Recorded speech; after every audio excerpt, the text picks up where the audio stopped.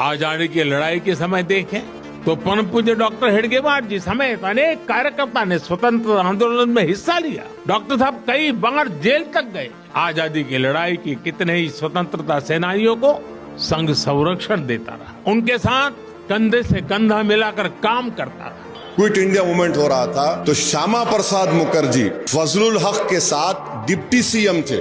और फजलुल हक कौन था? ये वो आदमी था फजलुल हक जिसने मुस्लिम लीग की इजलास में पाकिस्तान बनाने का रेजोल्यूशन मूव किया, और श्यामा प्रसाद मुखर्जी उसके साथ डिप्टी सीएम थे।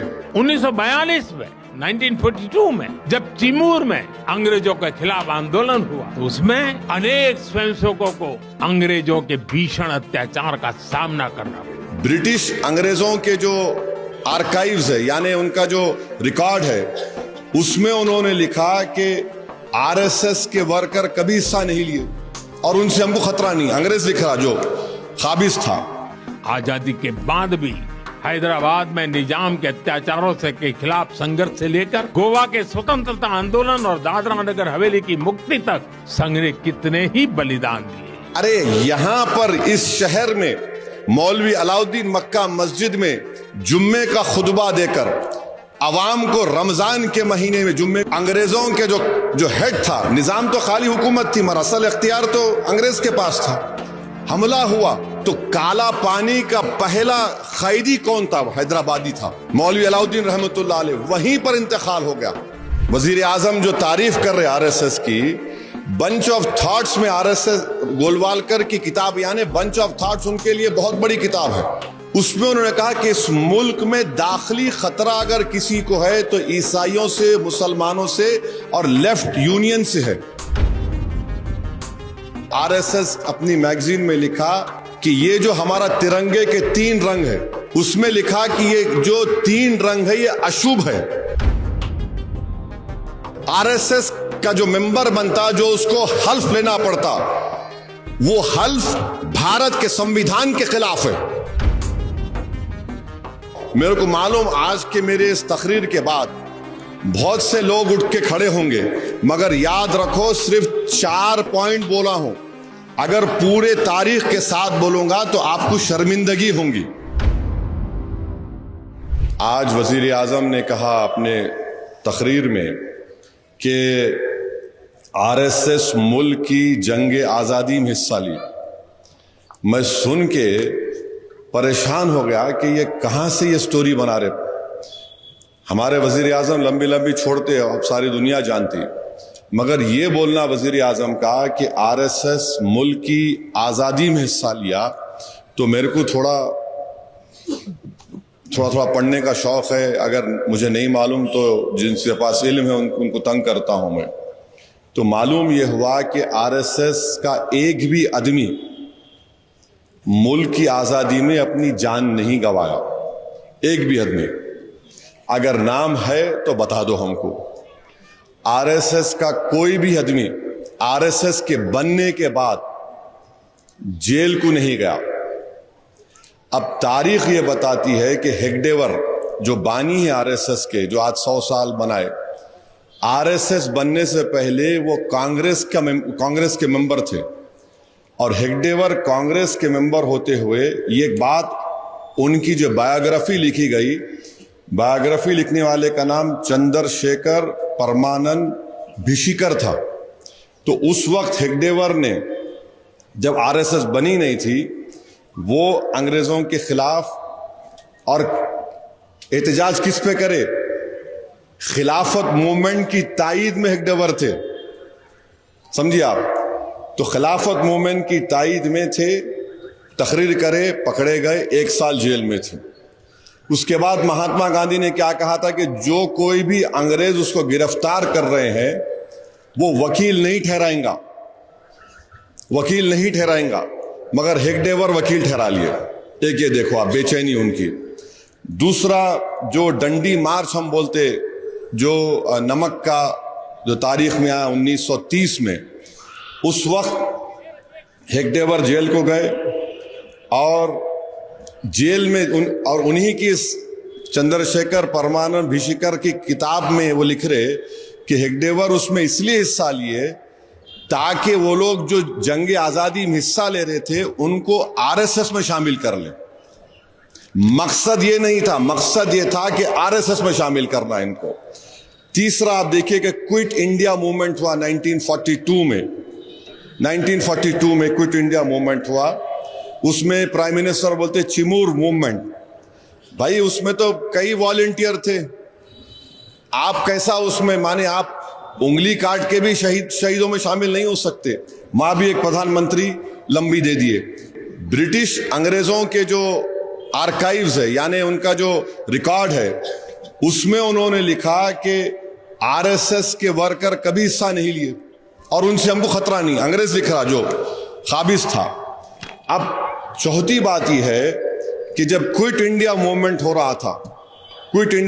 रहा था तो श्यामा प्रसाद मुखर्जी फजलुल हक के साथ डिप्टी सीएम थे। और फजलुल हक कौन था? ये वो आदमी था फजलुल हक जिसने मुस्लिम लीग की इजलास में पाकिस्तान बनाने का रेजोल्यूशन मूव किया, और श्यामा प्रसाद मुखर्जी उसके साथ डिप्टी सीएम थे। ये चार चीजें, इसका जवाब भारत के प्रधानमंत्री नहीं देंगे। फिर ऑर्गेनाइजर एक आरएसएस की मैगजीन है। 1947 14 अगस्त आरएसएस अपनी मैगजीन में लिखा कि ये जो हमारा तिरंगे के तीन रंग है ना, उसमें लिखा कि ये जो तीन रंग है ये अशुभ है। अशुभ है कहा, ये एक बात हो गई। ये भी हमारे प्रधानमंत्री को मालूम, मगर डाल दे रहे, गुगली डाल रहे। दूसरा आप देखेंगे 23 नवंबर 1949 जब हम संविधान अपनाने, आईन हम अपने आप को बना लिए, जिसको बाबा साहेब अम्बेडकर और मुल्क के मुजाहिदीन आजादी ने बनाया, तो आरएसएस ने क्या लिखा कि हमको ये संविधान की जरूरत नहीं है। ऑर्गेनाइजर में लिखा हमको मनुस्मृति चाहिए। मनुस्मृति मुसलमानों का नहीं है, वो तो हमारे हिंदू भाइयों के खिलाफ है। अच्छा, फिर सावरकर ने एक टेलीग्राम दिया था। टेलीग्राम किसको दिया था? अंग्रेज क्वीन को, बहुत बड़े मुजाहिदी आजादी, कि आप ये सब क्या कर रहे हैं? आप नेपाल के बादशाह को दे दो ये मुल्क, उनको किंग बना दो, उन हिंदुओं के किंग हैं। ये तारीख है, हमको एक एक चीज मालूम।